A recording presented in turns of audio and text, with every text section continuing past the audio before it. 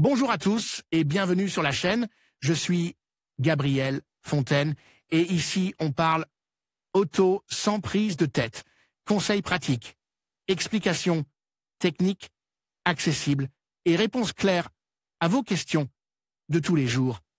Que vous soyez débutant ou passionné, vous allez trouver ici de quoi mieux comprendre et entretenir votre voiture.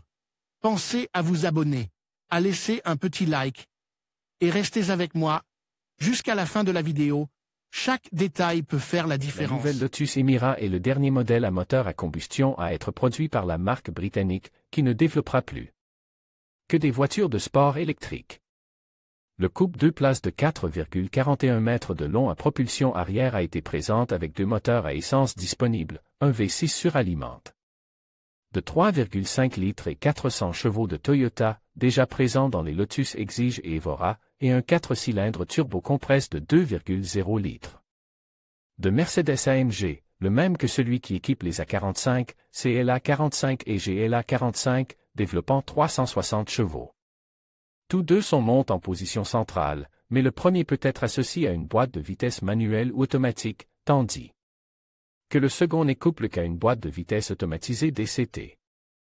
Dans cet article, nous le comparons avec les modèles qui peuvent lui tenir tête en termes de performance, mais probablement pas sur un circuit. Ils sont sur carreau.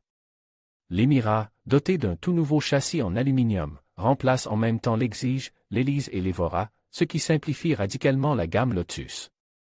Au mieux, elle pèse 1,4 tonnes à vide, 1,5 tonnes en ordre de marche, ce qui est typique pour une voiture de cette taille.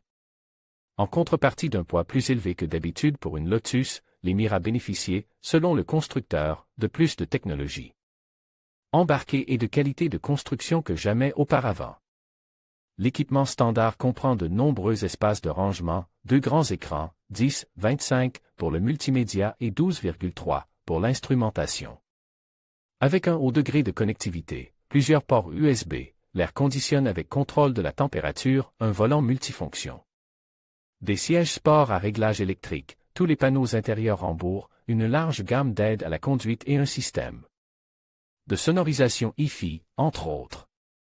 Pour toutes ces raisons, la Lotus Emira, qui sera disponible dès le lancement en deux configurations, Tour Standard et Sport Plus. Sportive, se concentrera sur la concurrence avec la Porsche 718 Cayman dans ses versions 4 cylindres S, 350 chevaux, et 6 cylindres. GTS, 400 chevaux, et GT4, 420 chevaux. Il s'agit de deux voitures de sport compactes et polyvalentes dont le coffre peut contenir jusqu'à 151 litres pour l'Emira et 162 litres pour le Cayman, en plus de l'espace derrière les deux sièges des deux voitures, 208 litres, Lotus, et 150 litres, Porsche, respectivement. Alors que la 718 Cayman S a un prix d'entrée de gamme de 79 000 €, Lotus annonce un prix de base de moins de 72 000 € pour sa voiture. Les réservations sont possibles dès maintenant, mais les premières unités ne seront pas disponibles dans les points de vente officiels avant l'été 2022. Voici une courte liste de modèles qui rivalisent avec l'Emira en termes de performance. Performance de la Lotus Emira, référence, puissance maximale, 400 chevaux accélération, 0 à 100 km/h en 4,5 secondes vitesse maximale.